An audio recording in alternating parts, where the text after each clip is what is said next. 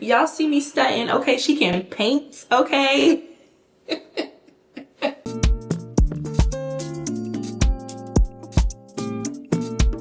Hey love, welcome back to my channel, AsheriXO. If you are new here, my name is Francis, and if you are returning, hey boo, hey, okay. Welcome back, you guys. I am back on your screens with part 2 of the greatest love of all, self-love. If you are coming from part 1, I love you because I explained everything that I needed to explain in part 1. So for sure, if you haven't checked that out already, check it out. Today, we are gonna do part 2, aka level 2 of the self-love card game. This is the stack we're working with, and if you are coming from part 1, like I said, you know that this portion is gonna cover the present. Part 1 was the past, and then in part 3 we're gonna talk about the future. So we are going to jump right to it. Bing boo. Okay, first question. What parts of yourself have you collected from others and why? Not a lot of parts of myself I've collected from others because I love to stay authentic to myself. Like, I love myself, so I want to be myself. So a lot of what I present is very much myself. I'm not trying to pick personalities. I will say I'm a bit of a chameleon, so I know how to adjust to different groups of people. But how I would answer this question is pertaining to my parents. As a child, you collect different attributes from your parents. I collected from my dad his drive, his hard work, his temperament. And honestly, like, his desire to put us in like a good position, if that makes sense, like the head of the household type of vibe. After I posted part 1 of the self-love journey, I do get a little bit shy sharing my videos with my family just because this is kind of like my safe space. Like, I don't open up too much, so I just get a little bit shy. I don't know. But my dad said that he watched part 1 on his drive back from work, and he called me after and he was like, it was so beautiful. Feels really good. It made him reflect on our journey, our path, like how far we've come as a family all together. And that just touched my heart because honestly, that's what I do every day. I reflect and I thank God for the journey that we've been on, all the ups and downs and like in betweens. And so for my video to invoke that kind of emotion for my father it's just a blessing. It was really good to hear. It was one of those I'm proud of you type of moments, and I was just very happy. And in that, he opened up and told me a lot more about his story, just how he came to be. My dad's a doctor. He told me how he got into medicine. He was practicing in Cameroon before we moved to America, and then when we moved to America, he redid the whole process, and he's now practicing as a doctor in the States. Hearing his story was touching, and also hearing his story made me realize that we are similar in a lot more ways than I fully realized. His intelligence, his ambition, and his hunger for success and wanting to not only succeed for himself but succeed for us as a family is what drove him to pursue that and to go through that journey. And I feel like that's also what drives me to this day to do everything that I'm doing right now. So we hold that similarity, and that's a part of myself that I've collected from someone else. As well as my mom, I hold a lot of her attributes as well. We are both Scorpios. So with her and I would say our similarities would be our communication, our empathy, creativity. She's also very tenacious as well and ambitious and also a go-getter. There was a point in time when my dad had to do his residency in New Jersey, and me, my brother, my sister, my mom, we stayed in California within those 3 years, and she held it down. She held it down, okay? My mom was, in my eyes, superwoman. Like, she was going to school, she was going to work, she was taking care of us, she was cooking, she was cleaning, like everything was on point. And honestly, just witnessing her go through that time low-key alone, it was an inspiration for me. And I feel like it's also a driving force and an attribute that I have within myself to hold it down and, you know, keep it pushing and overcome all adversity, you know, and to just being that strong matriarch, strong powerful, independent woman. Like, it's just, yes.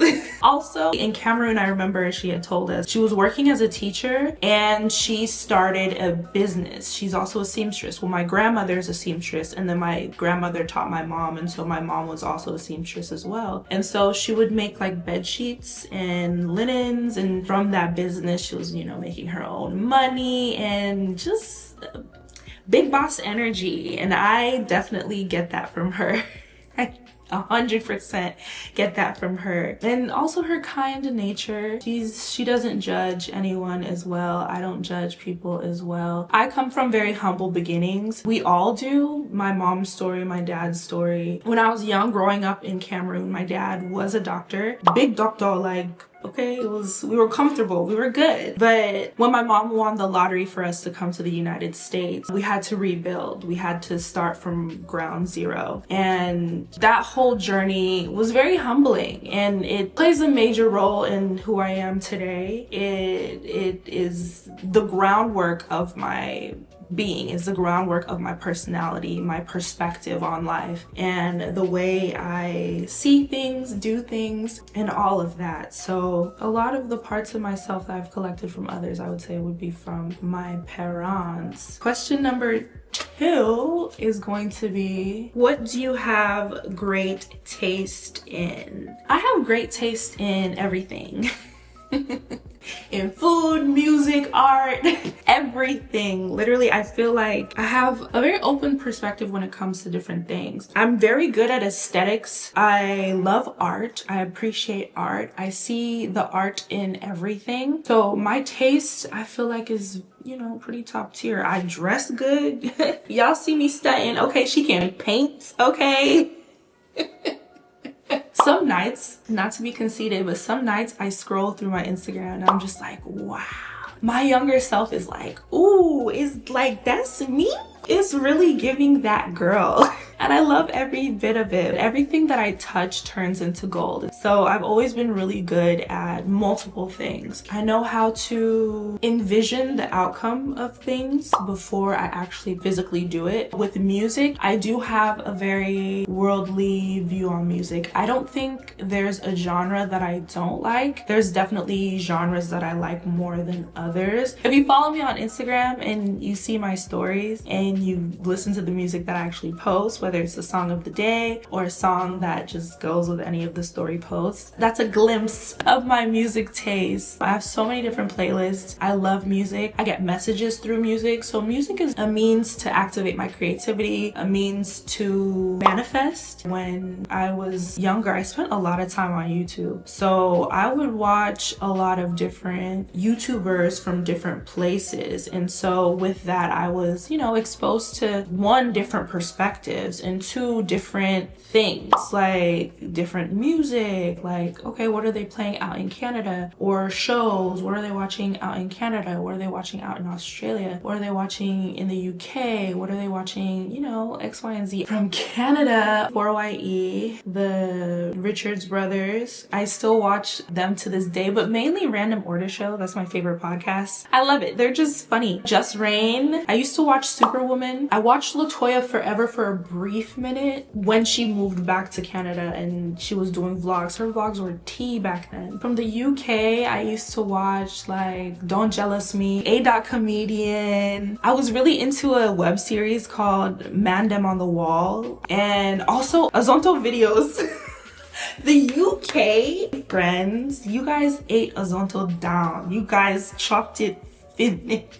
I used to watch all those videos. Who else from the UK? Shirley B. Anyang. Shirley B. Anyang, girl. She's the first YouTuber to really put me onto makeup. And Zara. I didn't know anything about Zara until I watched her videos and I was like, oh, okay. Tea. And now I'm like a Zara warrior. I have so many pieces from Zara. In college, I watched a lot of Nella Rose. I also watched Backchat. I was like on and off YouTube in college. I listened to podcasts in college and I also watched podcasts in college. 3 Shots of Tequila. I listened to that in college and watched it. In Australia, I would watch Nikki Thought. She's OG baddie. Okay. Were there other? I think Nikki was the only one from Australia that I really liked like tuned into heavy. I can't go down the list, but essentially I have great taste in all things, even food. I believe Cameroonian food is the best food in the world.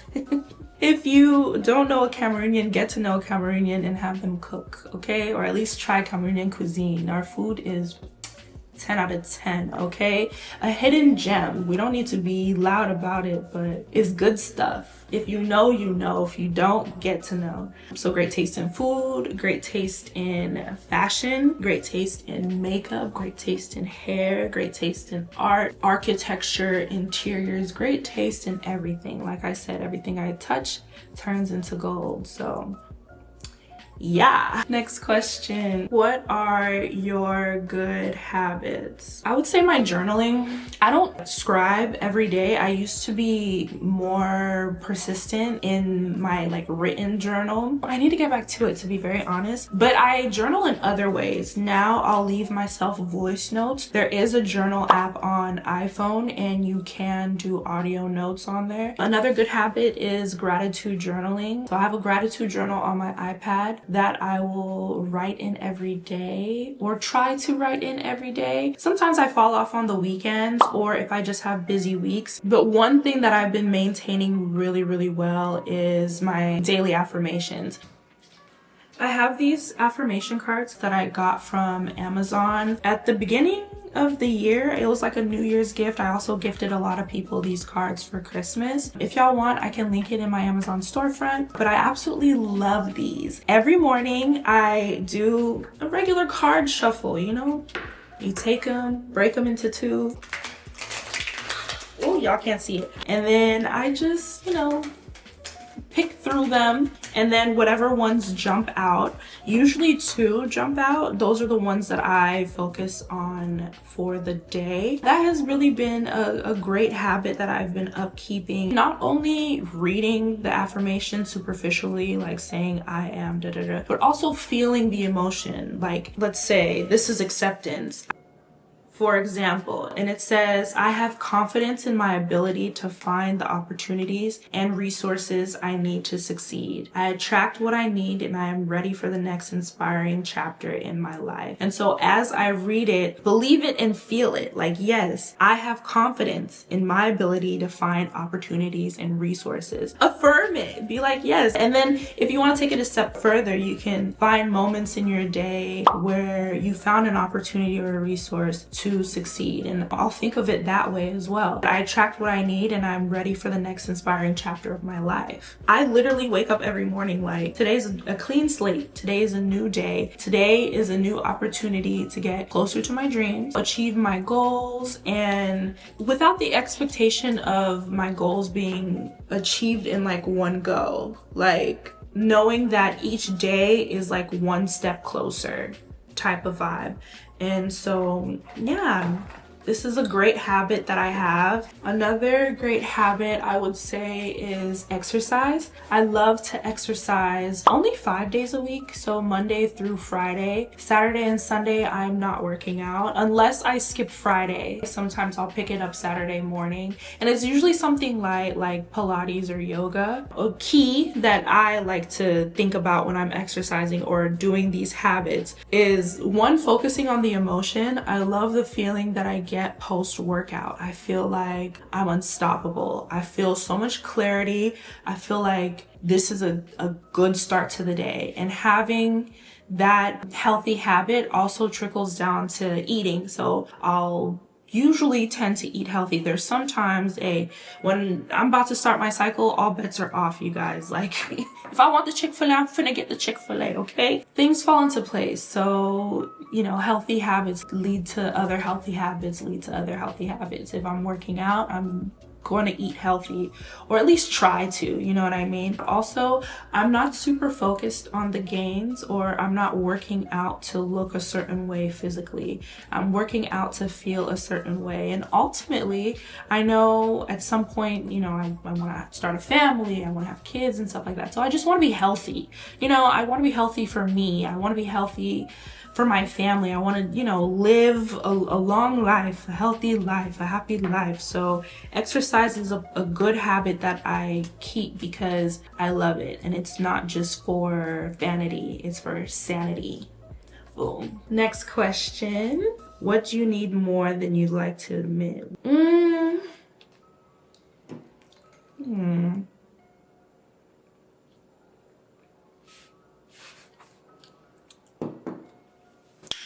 What do you need more than you'd like to admit? I would say probably, honestly,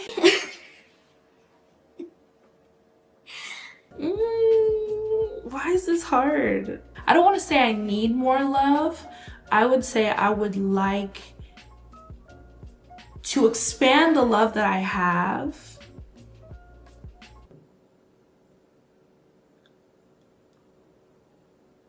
into a companion, a romantic companion. Let's put it that way. So I don't need it, but I would like it. Yeah, because I don't lack. That's why the word need is troubling me with this question. The word need is very like because it brings out the assumption that there's lacked, and I don't believe that I'm lacking in any way, shape, or form. I feel very fulfilled, but if there was something that I would want to add to my fulfillment, I would say it would be companionship, like love, not a platonic love or romantic love. I would say that that's something that I would like. It's a bit of a craving. I've been single for like 3 years, and I've really just been on my ones and twos, like me, myself, and I would say probably 2 dates since my last relationship, and that's fine. I'm not complaining. That's okay. I feel like most of my time after that relationship was spent on me healing. So I poured all my energy into breaking down everything with a fine-tooth comb and getting down to the nitty-gritty and feeling better about myself and, you know, really rebuilding. So I didn't really put much into dating. Also, I know that I'm at a higher vibration. So I would say that the people who have approached me, sometimes I'm not very open to it because I can just sense the energy. Like, I feel like it's something very superficial. It lacks intention, or the intention isn't something very long term. So I am just like, I'm not gonna even waste my time, you know? But I would say something that I need more than I would like to admit would be more romance. Yeah, let's put it that way. Romance. I romance myself, so don't even get it twisted. I am very heavy in my self-care bag. Honestly, anything that I need, I give to myself. I take care of myself. I'm very nurturing towards myself. I haven't really been out and about. Like, I haven't gone on any solo dates out here. I probably should. When I was in LA, I went on a few solo dates. I'd take myself to the movies. I'd go to dinner. I would buy myself flowers. I haven't bought myself flowers in a very long time, and I feel like I should. I feel like I've been lacking in that sense, and I've been craving flowers. So I need to get back on my Zoom with that. Some days it does hit home, and it's like, oh, it's kind of like, I don't want to say lonely. Ooh. It's just a little boring. Like, you know, sometimes you want somebody to like FaceTime. You want somebody to talk to. You want that sense of companionship. I feel like, yeah, I talk to my family, of course. I talk to my friends, but it's different. And I would say the tea on me, those dates didn't really go anywhere.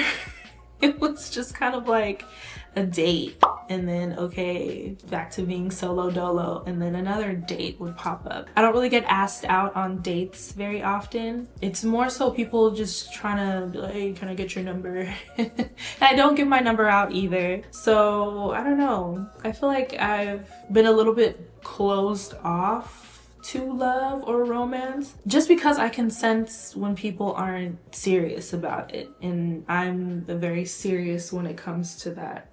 Oh, Siri thought I was talking about her. No, girl. I'm very intentional when it comes to that. I don't want to get played again like I was played before. So she's strict, okay? She's strict. She has boundaries. She knows her worth. So it's just not anybody and everybody can access that. But all that to say, okay, what I feel like I need more than I'd like to admit is romance. I can honestly say that I've never experienced it, so I've only seen it in like movies.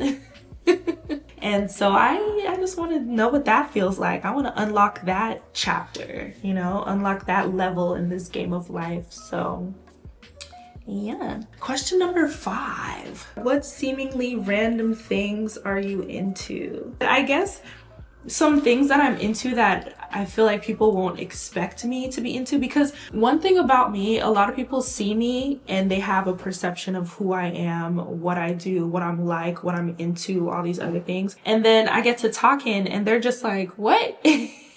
Like, you know what this is? You like this? You da-da-da-da? Yes, I do. I'm very much into it. I'm multifaceted, okay? Sue me. I have interests and likes. No, but just to list off a few things where people don't expect me to be into them, but I actually am into them. I would say anime. I really like anime. Not like die-hard anime, a specific type of anime. My favorite animation movie is Spirited Away. So everything from Studio Ghibli. And I'm getting more into it. The other day I watched Uzumaki on HBO Max, and I liked it. It was scary, not gonna lie. Like, it was just trippy, but I appreciated the art, like the drawing style. It's all in like black and white, and I really liked the detail and the texture that the artist provided. A flat color grade, I feel like, is very challenging to express certain emotions or things. Like, I liked it because it left the color up to the imagination. Like, while watching it, it's in black and white, but I can see the colors of things. I don't want to spoil it, but let's say, for example, humans turn to snails, okay? And so when the humans turned into snails, it's in black and white, but in my head, I'm like coloring it in. Like, I can see what that would look like, you know, in real life. But yeah, I would say some people don't really expect me to be into anime, but I really, really like it. Like I said, Spirited Away, Howl's Moving Castle as well. I did go and see The Boy and the Heron in theaters, I think last year. Was it out last year? No, not last year, the year before. I enjoyed it. I don't know if all of their pieces or all of their animes have a very spiritual undertone and like metaphors and like a deep meaning, but I really like that. I appreciate that. Like I said earlier, I love all genres of music. I like rock, I like rap, I like hip hop, I like pop, I like country. Okay, I wouldn't say, and then like I said earlier, there's levels to it. So my hip hop to country ratio is like this, hip hop being here and country being like right here. But there's a few country songs I'm like, that hits, like that's a banger. Same with rock. My brother went through a phase where he was a skater and he listened to like rock and like screamo. He went to the Zoomies Couch tour and all these other things. So I was very into that as well. Like when he was skating, I was like, I really want to learn how to skate, but I don't want to fall because I don't want to hurt myself, and you know, scarring, we don't want to risk it. But it was really great to watch. Even video games, I don't play video games, but I love to watch them. So when my brother used to play COD or like Halo, or what else did he used to play? He used to play Mario as well. I would just watch and like direct him, like, go here. What does this place go? Like, just go around. Sometimes I would have my parents, like for Christmas, I would ask for different games just to have him play it. So I'd be like, oh, I want this Barbie game. They got me the Barbie game for the GameCube. I plop it in there. I'm like, bro, play the Barbie game. And he did. He was like, all right. He beat it in like a day. But I was like, thank you for playing this game and letting me watch. So yeah, I'm into random things as well. My favorite movie of all time is Shrek, specifically Shrek 2, but I have a deep appreciation for Shrek 1 because that's the framework of the story. Shrek 5, I'm not gonna go too deep into it, but DreamWorks, y'all need to fix that. Y'all need to fix that. I'm not happy. And I may or may not be watching it just because of that trailer. If we don't get back to the original artwork or something very close to the original artwork of it, the theaters won't be seeing me. I just need it back, you guys. I really need it back. Shrek 2 is my comfort movie. If I were to sit down right now and play it, I would be reciting lines. I would be Fiona. I will be Shrek. I will be Donkey. I will be Gingy. Like, I know all the parts, all the lines. I was really into the show, how it's made. Yeah, I think maybe that might be like the #1 random thing that I'm into, how it's made. First of all, you get to discover how things are made, because that's very interesting. Like some of your favorite household items, or like food items, or just random things. It's like, how did they come about to creating this thing that I either consume or, you know, buy or whatever. And then, I don't know, just the style of that show, the audio of the person narrating. There's a little bit of ASMR there with the sounds of the machines. Also, it was just very informative. Like, I'm into nonfiction books. I don't really like fiction novels very much. I've been reading my Feng Shui book for a while. I need to get back to it, you guys. If you watch my vlogs, you know when I started reading that book. I'm almost done with it. I'm almost at the end. I just haven't picked it back up. I've literally been on go mode. I'm really into solitaire. I'm really into word search puzzles. I'm really into a new discovery that I'm into is Sudoku. Some nights I'll just sit in bed and just Sudoku. What else? I used to watch the Travel Channel a lot. I was obsessed, like obsessed with Anthony Bourdain, No Reservations. That was my ish. That was my #1. I also watched a lot of TLC growing up. But yeah, I'm honestly, to wrap up this question, because I feel like I'm rambling, for the most part, I'm very open. I love to learn. I love to experience different foods, cultures, music, and stuff. So there's a lot of random things that I'm very into. The next question, what parts of yourself do you feel the need to protect? I would say that the parts of myself that I feel the need to protect are my spirit, and just who I am as an individual. Like I try not to follow certain pages or consume certain forms of media that will skew my mindset, if that makes sense. Like that would just knock me off the path that I am mentally, in the way that I feel about myself and stuff. So I do feel the need to protect my aura at all times. I built this aura brick by brick, okay? And I don't want anything to stain it, anything to leech onto it. Like, I really love my energy, and I will always protect my energy. I've curated my social media in a way that I'm in consumption of positive things, progressive things, and I try not to consume things that will, you know, put me in a state of doubt, put me in a state of fear, put me in a state of like hopelessness, you know, like I try to keep it positive and light. So I very much protect my energy on the daily. And if I find myself slipping, because I am human, I do get into moments of doom and gloom. I have noticed that sometimes those moments aren't fully my energy. Like sometimes I am picking up on like the perception of others. So with that, I'll cleanse. Whether it's like I'll take a bubble bath, or I'll light some Palo Santo, I'll pray, I'll, you know, do all that I need to do to keep my energy clean and protected, okay? Because I don't play about that. And I also sometimes feel the need to protect my heart. I have experienced heartbreak. I have experienced, you know, a lot of heartache. My heart has been broken, okay?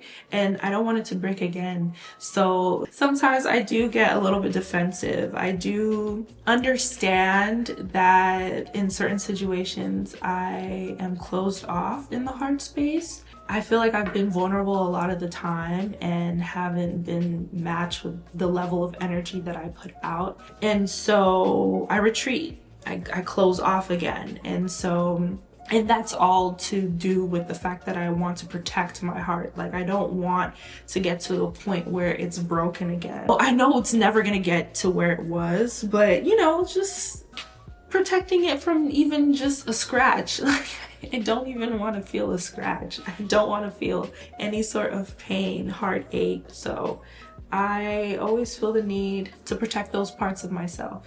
What do you need to feel safe in any kind of relationship? In any kind of relationship, I feel like I need, number one, reciprocity in order to feel safe.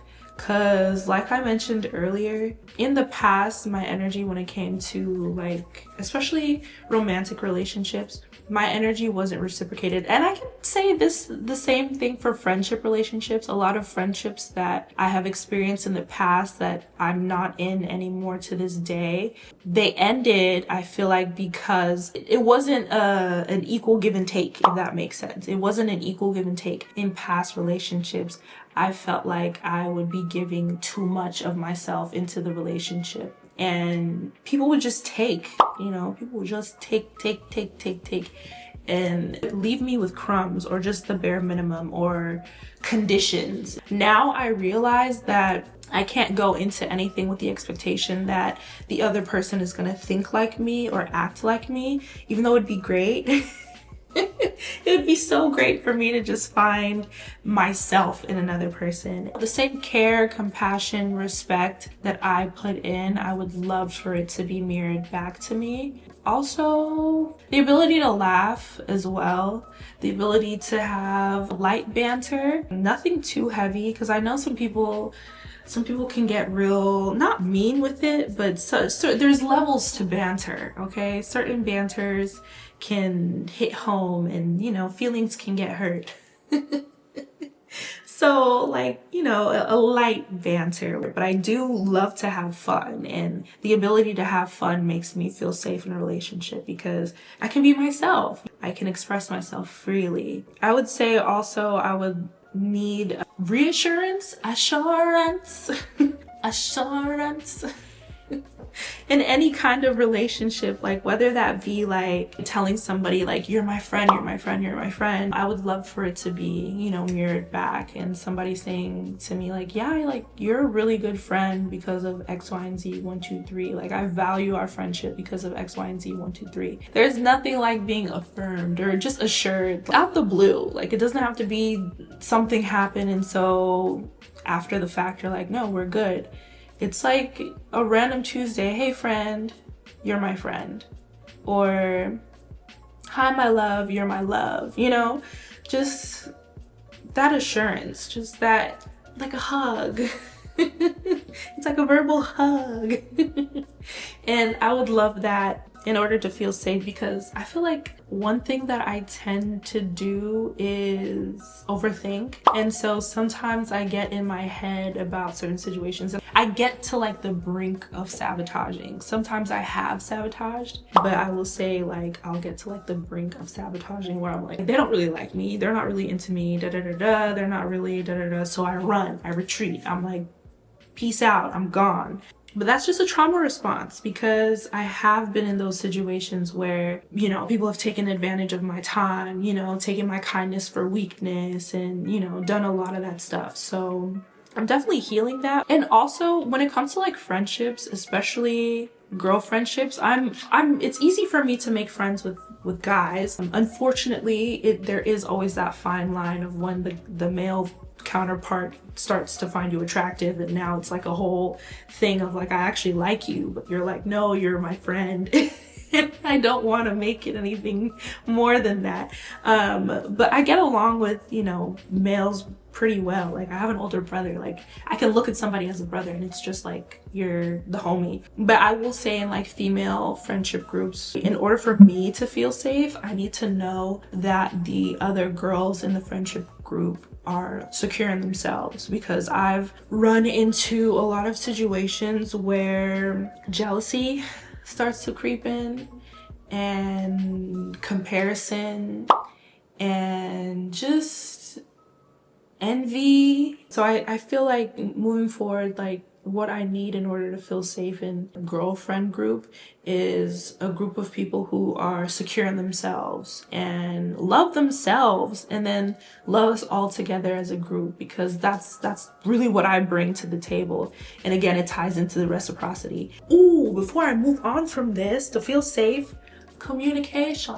I feel like that ties into like the assurance aspect of it, but I do need communication, and not like a surface level communication, deep communication, like somebody who checks in on me, because I don't present my problems because I'm a do-it-yourselfer. I'm the type of person who will go through what I'm going through on the low, and it takes somebody who really knows me to know when I'm like out of it, and to also check in on me and to like ask me like, no, are you good for real? For me to feel safe, I would love for the conversations to just be more, like deeper. Talk to me about conspiracy theories, you know, like let's get into the nitty gritty. Like what happened in your childhood that made you the way you are today? Like let's really get into it. Let's really get into it, because I don't know, that's just how I think, and I feel safe in that. Being able to open up in that way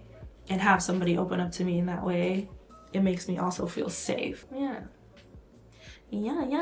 Here's a reminder. Self-care is most important when you have no time for it. That's why you gotta make time. You gotta make time. Next question. I read it already. How do you deal with being left on red? It varies. It varies on the situation. It varies on who's leaving me on red.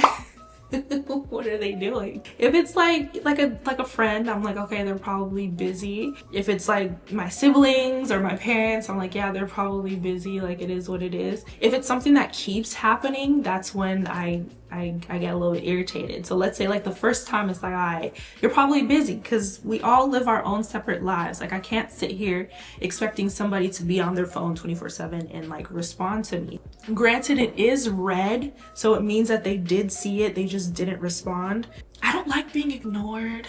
I feel like that's like a last born thing, not gonna lie. Like, being born last, you kind of get ignored a little bit, or people just being like, oh, like, you're young, you won't understand, and just kind of brushed off. So I really don't enjoy it. I prioritize the relationships in my life that are meaningful, and so I try not to leave people on red. And with that, I hope that the same isn't being done to me. So it kind of ties into the whole reciprocity thing. And to answer this, it really just depends on like the person, the relationship. So the way I deal with it can either be good or bad. Not bad in the sense that I'm like gonna blow up somebody's phone and call them a million times. What I might do is, like, if it's somebody, let's say on Instagram, I'm messaging somebody and we have like a pretty spotty rapport, and then I send a message that is lengthy, whether it's me expressing myself or what have it,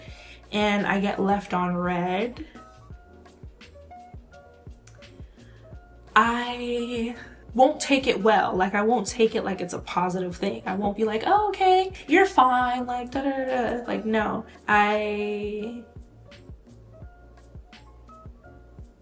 I'd get hurt, to say the least. I get hurt by it, and with that hurt, I run.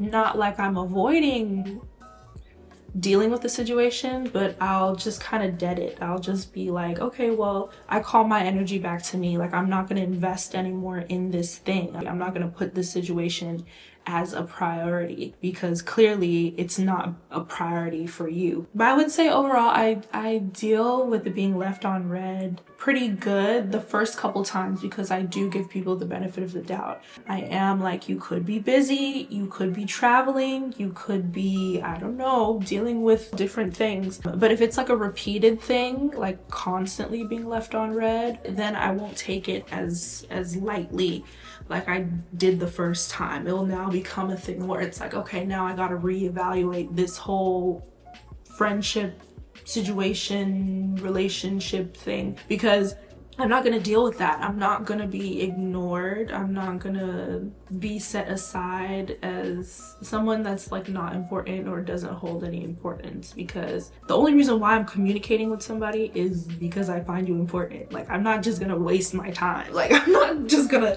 hit up anybody. Like, you know?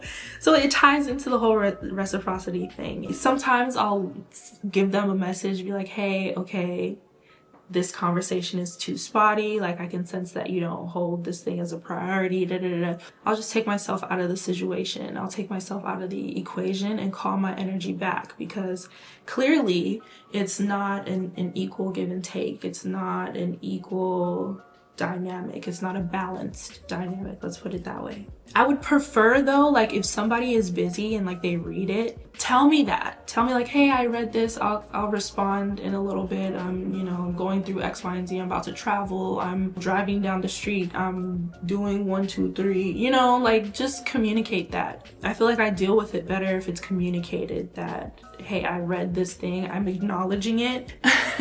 I'm just not in, whether it's the headspace or the network bandwidth to respond back. Alrighty, y'all, we have 2 more questions. When was a time you saw yourself in someone else? The second person that I ended up going on a date with, I saw a lot of myself in that person. That date wasn't the first time we met, and it was in that initial meeting where I saw myself in that person. It was like we didn't know each other from anywhere. We just met, and I was just like, oh, this person seems very familiar. Like, I feel comfortable.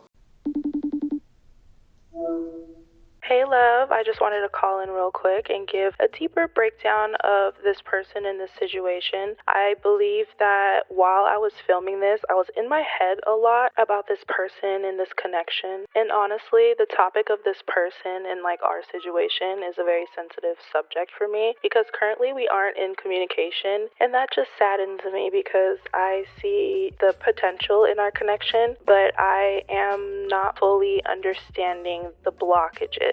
I do get intuitive nudges about this connection, and I do believe that we are on a bit of a twin flame journey, but the way this person ceased communication and pulled away from this connection really, really hurt, especially after I was super vulnerable, super open, and expressed my true intentions and deep feelings towards this person. Like, after our first date, I literally hit this man with the 143 and meant it, and yeah, I was really deep in it, y'all.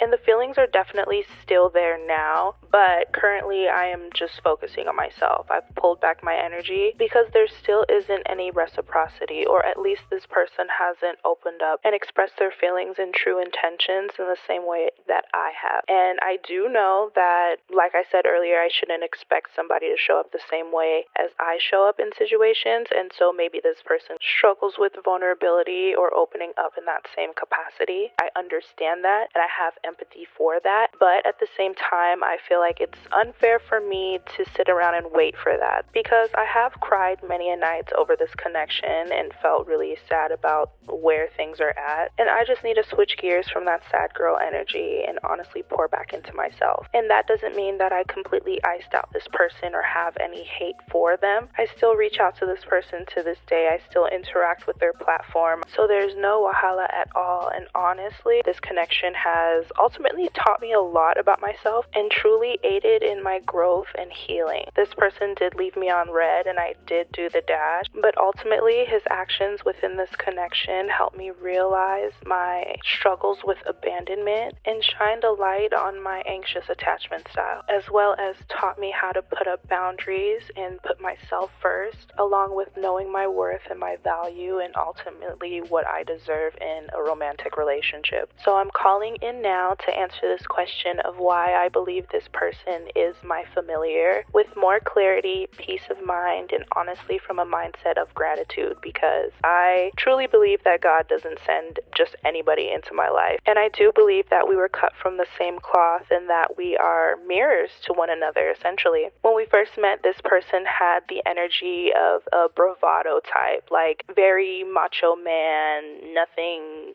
phases me, cool guy energy. But I was able to see past all that and truly notice how much of a teddy bear this person was. And that's what initially intrigued me to this person, to be honest, because one, my intuition was buzzing. I was just like, wow, why can I see past all of what this person is presenting? Like, I thought that was really cool. And then I recognized that in myself. I am a teddy bear as well. I love love. Like, I am caring and nurturing as well. So to see that in someone else, I was like, oh wow, I have met someone like me. And also when we first met, we watched Queen and Slim together, and we had like a deep discussion about the storyline, which I appreciated. I'm like, okay, this person also gives movie buff / somebody who is a critical thinker, asks questions. Like, I was really into that because that's a characteristic that I have as well. But also watching the movie, I would point out how certain shots and angles were very gorgeous and the color grade was beautifully done. I went really artsy with it and he agreed and he saw the same thing too. So I'm like, okay, two artsy people coming together. I'm so into it. And when we met for the second time, which was for the date, I truly enjoyed myself. We went to Dave & Buster's. We played a basketball like shooting game, and there was another basketball shooting game which was like a Connect 4. Fun fact about me, I did play basketball in middle school and a little bit in high school, so I do like basketball. So that was fun too, and that was a similarity we both shared. Well, I don't know if he played basketball, but he did have an interest in basketball, and we were both very competitive. I wasn't as competitive as him, but I really enjoyed our competitive banter and the fact that I was winning, child. I was putting numbers up on the board, okay? Also, after the date, we talked a little bit more about our interests, especially in TV, movies, and film. And we both enjoy shows like Martin, My Wife and Kids, The Cosby Show. But one that really stood out for me when we had our little discussion was that we both liked Malcolm in the Middle. That was a huge, like, green flag for me. Because honestly, I've never found somebody else who appreciates that show the way I do. And who can sing the theme song, like, you're not the boss of me now, you're not the boss of me now, and you're not so big. Are you kidding me? Once he confirmed that, I was like, oh, wow. We are, like, it's scary almost. It's scary similar, but I'm into it. I'm into that scary similar, we're the same person type of vibe. Like, that, wow, I subscribe. And we also have similar tastes in music. I remember on our initial meeting, like our first meeting, this is before the date, we had spoken and he was like, yeah, I'm low-key into rock music. And I'm like, me too. Like, I know somebody might be listening to this and be like, girl, you guys have the similar taste in music. Like, why do you think this person is your soulmate? It's so trivial. But no, hear me out. Music truly matters to me. And honestly, I just don't present as a person who headbangs, but I really do, low-key. So for him to name a few rock songs that he's into, and I'm like, I like rock too, I was like, wow. And also, when we were discussing, he does have a strong affinity to music like I do. Like, he gets messages and feels emotions and things through music too, but I don't know if he fully realizes this, or like, I don't know if he's fully awake to this gift, or like how tapped in he truly is. But I do remember him mentioning on his platform that he's intuitive, but I don't know to what capacity that holds truth, because we all move at our own pace, especially within the spiritual journey. And honestly, my awakening didn't occur until I left my previous relationship and really ramped up when I met this person. Like, the day we met was the first time I saw the numbers 444, and before our union I was seeing numbers left, right, and center, but truly that was the first time I saw the sequence 444. And for months after our initial union, this person would message me at exact angel number times. So whether that be like 1212, 1010, stuff like that. And so for me, that was a